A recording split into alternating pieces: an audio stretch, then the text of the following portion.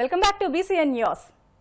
కూటమి ప్రభుత్వం వచ్చాక రాష్ట్రంలో అక్రమ ఇసుక తవ్వకాలు యథేచ్ఛగా సాగిస్తూ చివరకు కృష్ణానదిని పర్యావరణాన్ని తీవ్రంగా దెబ్బతీస్తున్నారని వైసీపీ అధికార ప్రతినిధి పొత్తా శివశంకర్ మండిపడ్డారు. నాడు జగన్ ప్రభుత్వంలో ప్రజలకు ఉచిత ఇసుక అందించడంతో పాటు ప్రభుత్వానికి ఆదాయం సమకూర్చగా ప్రస్తుతం కూటమి నేతలు సహజ వనరులు దోచుకుంటూ కోట్ల రూపాయలు కొల్లగొడుతున్నారని విమర్శించారు. సుప్రీంకోర్టు ఎన్జీటీ మార్గదర్శకాలను బేఖతారు చేస్తూ కృష్ణానదిలో భారీ యంత్రాలతో అక్రమ తవ్వకాలు జరుగుతున్నా ప్రభుత్వం ప్రేక్షక పాత్ర పోషిస్తుందని శివశంకర్ ఆక్షేపించారు. ఏ ప్రాంతంలో అయినా కృష్ణా నది పరివాహ ప్రాంతం అయితేనేమి, అదేవిధంగా అటు సైడ్ పెన్నా గాని సోమశిల గాని ఎక్కడ చూసినా కూడా మట్టి ఇసుక ఇష్టం వచ్చినట్లు పర్యావరణాన్ని పాటించకుండా, సుప్రీంకోర్టు ఉత్తర్వులు పాటించకుండా, ఎన్జీటీ ఉత్తర్వులు పాటించకుండా అడ్డంగా ఇష్టం వచ్చినట్లు పెద్ద పెద్ద మెషినరీ ద్వారా, డ్రెడ్జ్లెస్ ద్వారా, అదేవిధంగా ఇటాచీ లాంటి ప్రొక్లైనర్స్ పెట్టి టిప్పర్ల ద్వారా రోజుకి ఒక్కొక్క రీచ్ నుంచి వందలాది టిప్పర్లు పెద్ద పెద్ద లారీలలో 20 టన్నుల లారీలలో తీసుకెళ్తా ఉంటే కనీసం అంటే ఎవరు కూడా ప్రభుత్వంలో ప్రభుత్వ అధికారి గాని, ప్రభుత్వ మంత్రులు గాని, ప్రభుత్వ పెద్దలు గాని కనీసము అడ్డుకునే పరిస్థితి లేదు. ఎందుకంటే ఈ చోద్యం చేసేదంతా చూసేదంతా పెద్దలు మాత్రమే కాబట్టి ఇష్టం వచ్చినట్టు తిరిగి దోచుకుంటా ఉన్నారు. ఈ మధ్యకాలంలో చూస్తే మామూలుగా అయితే సుప్రీంకోర్టు ఉత్తర్వులు కావచ్చు, అదేవిధంగా మనకు సంబంధించినటువంటి చట్టాలు ఏం చెప్తున్నాయంటే పర్యావరణ పరిరక్షణ చట్టం 1986 ప్రకారం అయితేనేమి, వాయు కాలుష్య నియంత్రణ చట్టం అయితేనేమి, అదేవిధంగా జల పరిరక్షణ కాలుష్య నియంత్రణ చట్టం 1974, అదేవిధంగా ఈ ఇసుక మైనింగ్ ఇటువంటి మార్గదర్శకాలకు సంబంధించి 2016 ఇసుక తవ్వకంపై కేంద్ర ప్రభుత్వం కూడా మార్గదర్శకాలు క్లియర్ గా 2020 సంవత్సరంలో జారీ చేసినా కూడా ఒక కమిటీ అనేటువంటిది వెయ్యాలి. రెవెన్యూ వాళ్ళతో కావచ్చు, అదేవిధంగా పర్యావరణ వాళ్ళతో కావచ్చు, భూగర్భ జలం సంబంధించిన వాళ్ళు కావచ్చు, నీటిపారుదల వాళ్ళు, వీళ్ళందరూ కూడా జిల్లా కలెక్టర్ ఆధ్వర్యంలో ఒక కమిటీ ఏర్పాటు చేసి ఆ కమిటీ ఎక్కడ ఇసుక తవ్వచ్చు, ఎంత పరిణామంలో తవ్వచ్చు అనేటువంటిది జిల్లా కలెక్టర్ ఆధ్వర్యంలో నిర్ణయిస్తుంది. అది కూడా 1 మీటర్ కంటే ఎక్కువ లోతుగా తవ్వడానికి వీలు లేదు. అదేవిధంగా మనుషులతో మాత్రమే తవ్వాలి, ట్రాక్టర్లతో తీసుకెళ్లాలి. ఇది మనకు చట్టం చెప్పేటువంటిది. కానీ ఇక్కడ ఎక్కడా కూడాను తూతూ మంత్రంగా ఏర్పడి ఒకవేళ 4000 క్యూబిక్ మీటర్లకి ఇస్తే 4 లక్షల క్యూబిక్ మీటర్లకి మిషనరీ ద్వారా, డ్రెడ్జ్లర్స్ ద్వారా, అదేవిధంగా ఈ ప్రొక్లైనర్స్ ఇటాచీల ద్వారా ఎంత తవ్వారు తెలుసా? ఉదాహరణ ఇక్కడే తీసుకుందాం. ముఖ్యమంత్రి గారి ఇంటికి అతి సమీపంలో పర్యావరణ శాఖని హ్యాండిల్ చేస్తున్నటువంటి ఉప ముఖ్యమంత్రి గారి నివాసానికి, ఆయన కార్యాలయానికి అతి సమీపంలో కృష్ణా నదిలో దాదాపు 8 నుంచి 9 మీటర్ల లోతుగా, అంటే 1 మీటర్ లోతు కంటే ఎక్కువ తవ్వద్దయ్యా మాన్యువల్ గా అనేటువంటి చట్టాలు చెబుతా ఉంటే మొత్తం యంత్రాంగం అంతా కూడాను చీఫ్ సెక్రటరీ దగ్గర నుంచి డీజీపీ దగ్గర నుంచి మొత్తం యంత్రాంగం అంతా కూడాను ఈ ప్రాంతంలో ఉండేటువంటి ప్రాంతంలోనే 8 నుంచి 9 మీటర్ల లోతుకు తవ్వి, అంటే దగ్గర 24 అడుగుల లోతుకి నదినంతా కూడా తవ్వి పెద్ద పెద్ద యంత్రాల ద్వారా విజయవాడ, గుంటూరు, హైదరాబాద్కి అక్రమ రవాణా చేసుకుంటూ వందలాది కోట్ల రూపాయలు సొమ్ము చేసుకుంటున్నారు. ఇక్కడే ఇలా ఉంటే, యంత్రాంగం అంతా ఇక్కడే ఉండి, ముఖ్యమంత్రి ఇల్లంతా ఇక్కడే ఉంటే ఇక ఒక్కసారి మన ఊహించుకోవచ్చు మిగతా ప్రాంతాలలో ఎలా ఉంటది, ఎంత విచ్చలవిడిగా దోపిడీ అనేటువంటి జరుగుతూ ఉంటది అనేటువంటిది. ఉదాహరణకు ఒక వీడియో చూద్దాం. ఇదే కృష్ణానదిలో ఏదో ఒక పాట ఉంది మనకి, చాలా చక్కగా మా తెలుగు తల్లికి మల్లెపూదండ అనేటువంటి పాటలో ఆ శంకరంబాడి సుందరాచార్య గారు చెప్తారు కృష్ణమ్మ తల్లి గురించి, ఈ కృష్ణానది గురించి. బిరబిరా పరుగులెడుతుంటే ఆ యొక్క పచ్చని పొలాలకి, అదేవిధంగా రైతులకి మంచినీటి సౌకర్యం ఇదంతా కూడా ప్రజలకు ఇచ్చేటువంటి ఆ యొక్క కృష్ణా నదిని ఈ రోజు ఏ విధంగా చేశారు, ఆ బిరబిరా సంతోషంగా పరుగులెట్టేటువంటి ఆ కృష్ణమ్మ తల్లి గర్భాన్ని ఏ విధంగా చేశారు ఈ యొక్క కూటమి నాయకులు. పశ్చిమ గోదావరి జిల్లా కాళ్ళ మండలం పెదమేరంలోని అభ్యాస్ ది గ్లోబల్ స్కూల్లో స్టూడెంట్స్ కౌన్సిల్ ఎన్నికలు ఉత్సాహభరిత వాతావరణంలో నిర్వహించారు. పాఠశాల విద్యార్థుల్లో నాయకత్వ లక్షణాలు పెంపొందించేందుకు ఈ ఎన్నికలను ఏర్పాటు చేసినట్లు స్కూల్ యాజమాన్యం తెలిపింది.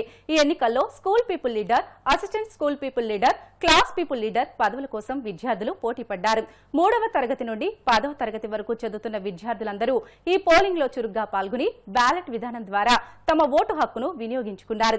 ఈ ప్రక్రియ ద్వారా విద్యార్థులకు ప్రజాస్వామ్య పద్ధతులు, ఓటు ప్రాముఖ్యతపై ప్రత్యక్ష అవగాహన లభించింది. ఈ సందర్భంగా పాఠశాల ప్రిన్సిపల్ కె ప్రవీణ్ కుమార్ మాట్లాడుతూ విద్యార్థుల్లో చిన్నతనం నుంచే బాధ్యతాయుతమైన ఆలోచనలు, సేవాభావం, నాయకత్వ లక్షణాలను పెంపొందించడమే స్టూడెంట్స్ కౌన్సిల్ ఎన్నికల ముఖ్య ఉద్దేశమని అన్నారు. గెలుపోటములను సమానంగా స్వీకరిస్తూ ఎన్నికైన నాయకులు తోటి విద్యార్థులకు ఆదర్శంగా నిలవాలని పిలుపునిచ్చారు.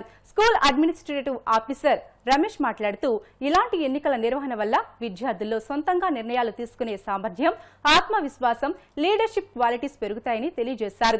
ఈ ఎన్నికలను విజయవంతంగా నిర్వహించడంలో స్కూల్ కోఆర్డినేటర్ రాజేష్ మరియు ప్రసన్న కీలక పాత్ర పోషించి ఏర్పాట్లను పర్యవేక్షించారు.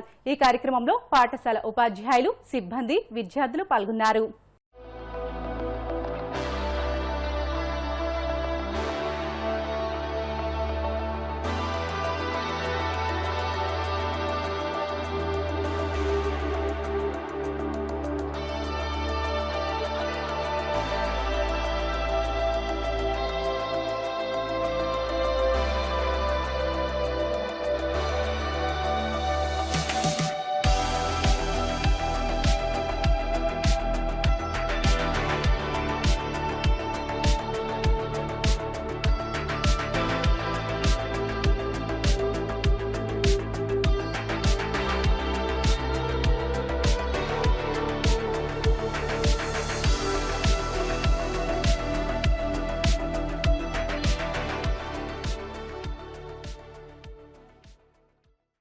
జగన్ ప్రతిపక్షంలో ఉన్నప్పుడు అమరావతికి మద్దతు ఇస్తున్నామని అసెంబ్లీ సాక్షిగా అన్నారని, అధికారం రాగానే 3 రాజధానులని, ఇప్పుడేమో మావిగన్ అంటూ కొత్త పాట అందుకున్నారని సిపిఐ జాతీయ కార్యదర్శి కె రామకృష్ణ విమర్శించారు.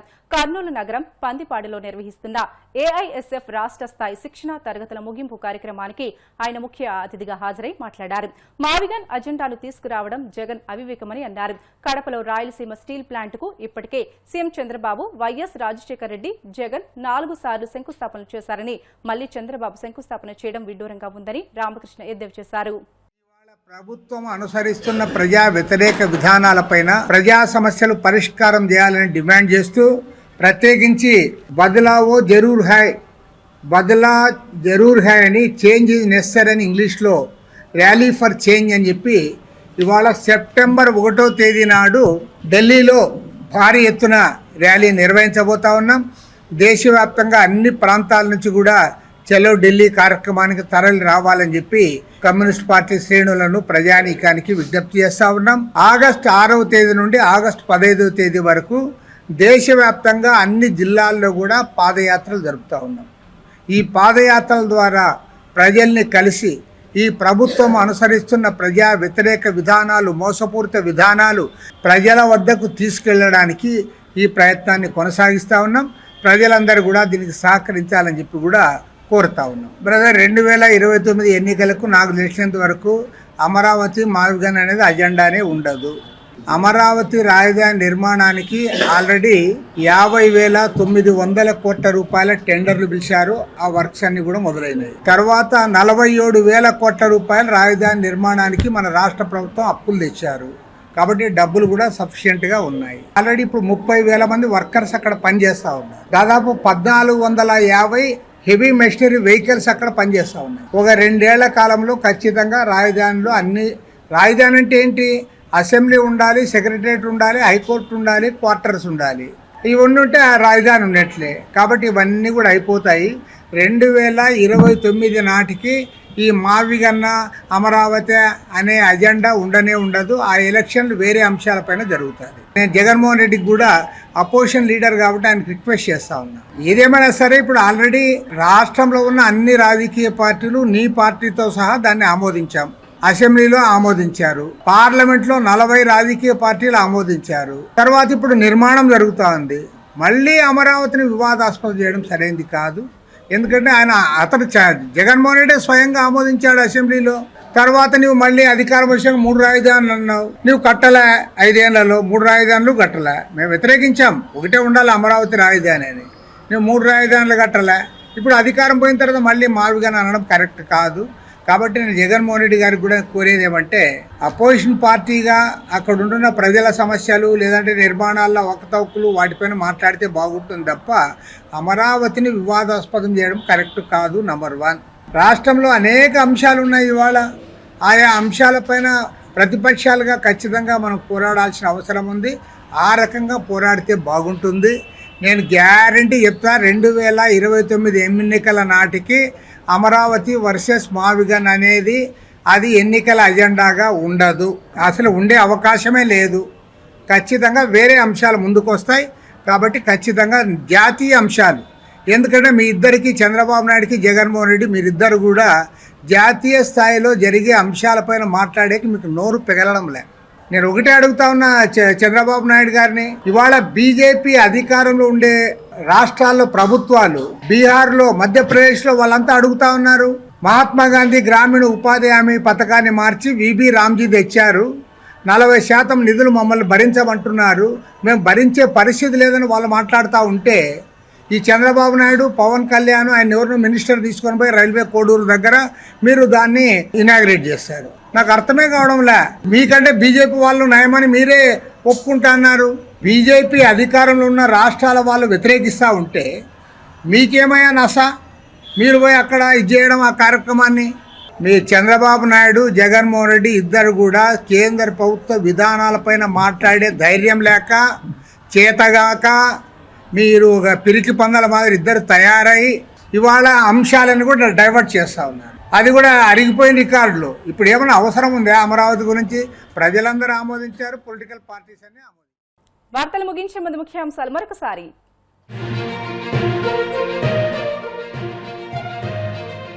వివాదాస్పద యూట్యూబర్ రావణ్ తో ప్రకాష్ రాజుకు ఉన్న చీకటి సంబంధాలేంటో చెప్పాలి, మంత్రి కందుల దుర్గేష్ డిమాండ్.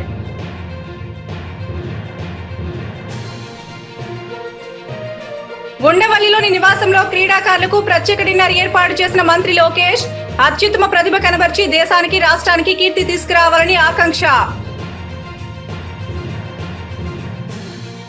ఒంగోలు కలెక్టరేట్ లో ఎంపీ మాగుంట శ్రీనివాసరెడ్డి అధ్యక్షతన దిశ కమిటీ సమావేశం. పలు అంశాలపై చర్చించి సూచనలు చేసిన మంత్రి డిబివి స్వామి. కూటమి నేతలు సహజ వనరులను దోచుకుంటూ కోట్ల రూపాయలు కొల్లగొడుతున్నారని పుత్తా శివశంకర్ ఫైర్. పర్యావరణం, ప్రజల ప్రాణాలతో చెలగాటమాడుతున్నారని ధ్వజం. ఇవి ఇప్పటి వరకు బులెటిన్లోని అప్డేట్స్. మరిన్ని వార్తల కోసం BCN digital YouTube channel, Facebook పేజీని ఫాలో అవ్వండి. అప్డేట్ వార్తల కోసం ప్లీజ్ డూ సబ్స్క్రైబ్.